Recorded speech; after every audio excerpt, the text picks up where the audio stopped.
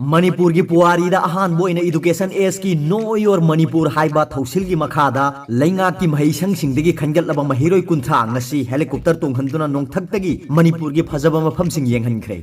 लैंगा के अखनबा थौरांग असगी मखादा हयेंगसु महिरोय ट्रिप अमा हेलीकॉप्टर तोंहंदुना नोंथक्तगी मणिपुर की फजबा मफमसिंग येंहनगदौरी असुमना थांगजा अमसुंग नोंगायिंग नुमित नत्तबा नुमित सिंगदा था सिगी कुनिथोय फावबा खनगलबा महिरोय सिंग हेलीकॉप्टर तोंहनगदौरी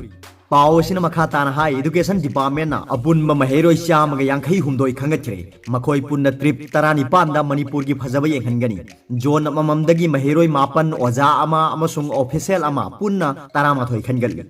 महिरोय मापल अदुगी मनुंगदा अहुमना क्लास 4 अमसुंग 5 तगिनी अदुगा महिरोय तरुकना 6 तगी 8 फावगी मनुंगदा लैबसिंगनी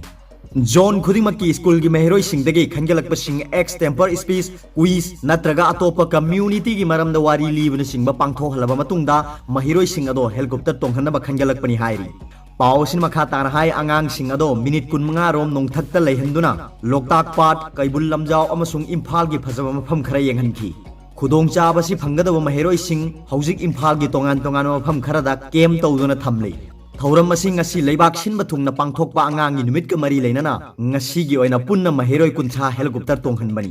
हेलीकॉप्टर तोंहनद्रिङै ममांगदा चीफ मिनिस्टर सेक्रेटरीट पुशिंदुना state chief minister Nongthombam Biren गौनहनखी अमसुंग आंगांसिंग वारी सानहनखी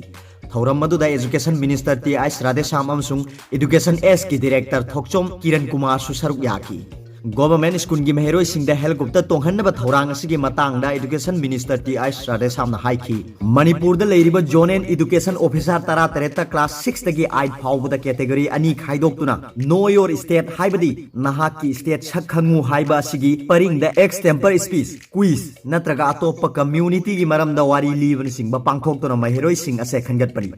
अमरोमदा अतोप पावमना इंडिया की लेबाक सिनबा थुंगना पांगथोक्नबगुम मणिपुर दसु ngasi मणिपुर प्रदेश कांग्रेस कमिटी एमपीसीसी ना सिंदुना इम्फाल की बीटी रोड लेबा कांग्रेस भवन दा पांगथोखरे थौरम मदो मणिपुर प्रदेश कांग्रेस कमिटी की प्रेसिडेंट मोइरांगथेम ओकेंद्रोना लुसिंगदुना पंडित जवाहरलाल नेहरू की मितमदा लैसु कत्तुना हौदोखी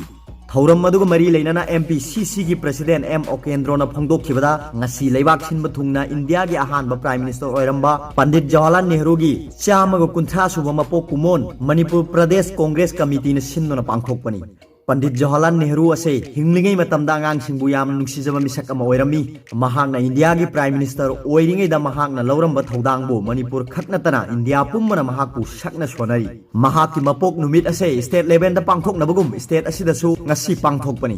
मणिपुर दा हौजिक मायोंगनरिबा इशू असिगा मरी लेना पाउमिसिंगना हंगबा वाहंगी पाउखम पिरदुना एम ओकेंद्रोना हाइथी मणिपुर की लेजिस्लेचर पार्टी की लुसिंगबसिंग इशू असिगी मतंगदा सेंटर दा तक्सिनबा इम्फाल थादोखरे ngasi मक्सु असेंबली कंस्टिट्यूएंसी खुदिंगमक्तगी कांग्रेस की वाकर मयामना पुल्लगा फ्रेमवर्क एग्रीमेंट करी यावरी हाइबसे हाइदोउ हाइना वाकत मिफम चथरी दिल्ली दा चतखिबा लुसिंगबसिंग इंडिया की प्राइम मिनिस्टर अमसुंग यूनियन होम मिनिस्टर गो उनगनी हाइकी